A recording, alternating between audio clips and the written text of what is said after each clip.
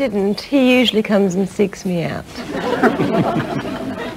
OK, let's have the deduction, please, Bella. Well, we think it's Mrs. White with the ice pick in the kitchen. Oh, I wouldn't do that.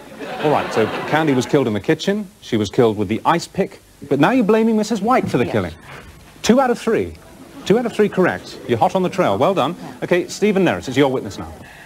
Mrs. Peacock, did you go into the kitchen before you went to bed last night? No, my dear, I didn't. Oh, what were your movements then? I simply went upstairs.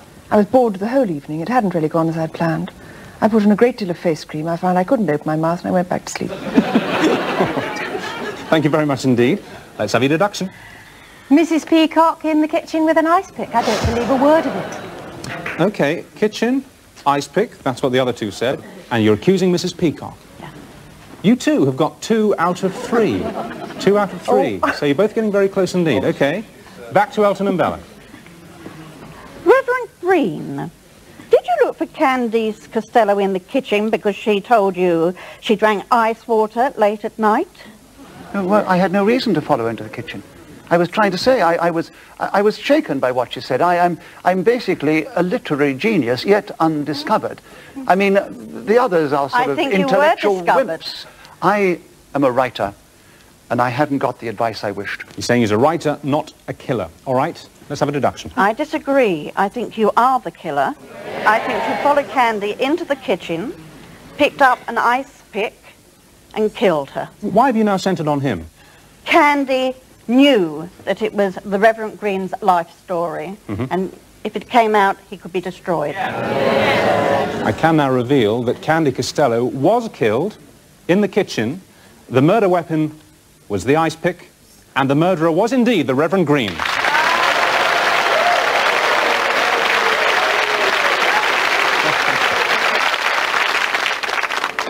The time has come to confess before God and fellow witnesses. You poor peasants, you sad, witless souls, did you not recognize that an artist walked amongst you, a true man of letters? Nay, I will go even further. A genius. I took into my hand the pen, the greatest weapon known to man. I flourished it with all the craft and eloquence of the noble bard. I took unto myself to write words that would echo through the centuries down to the very end of time. And then she arrived and unraveled the text of my life. She knew that my book was not pure fiction, but based on fact. So naturally, I had to write the last chapter of her life. But let me say this to you, Philistines, lock me away, and you just don't bang up a balmy vicar. You incarcerate a living legend. Yes, a literary legend. I, the Reverend Green, could have been up there on the heights. I was a contender. I could have been up there with Shakespeare, Dickens, Trollope. Yes, even with Jeffrey Archer. Oh, God, forgive me. I'm not sure that Jeffrey Archer will. And so yet another set of case notes are filed away forever. My apologies and my thanks to those of you who came under the finger of suspicion tonight. You're all free to go, but the Reverend Green will certainly have plenty of time to write his masterpiece. Bad luck to Steve and to Nerris. They came close, but no cigar. But the detective's badge of the night goes to Elton and Bella. Well done to both of you.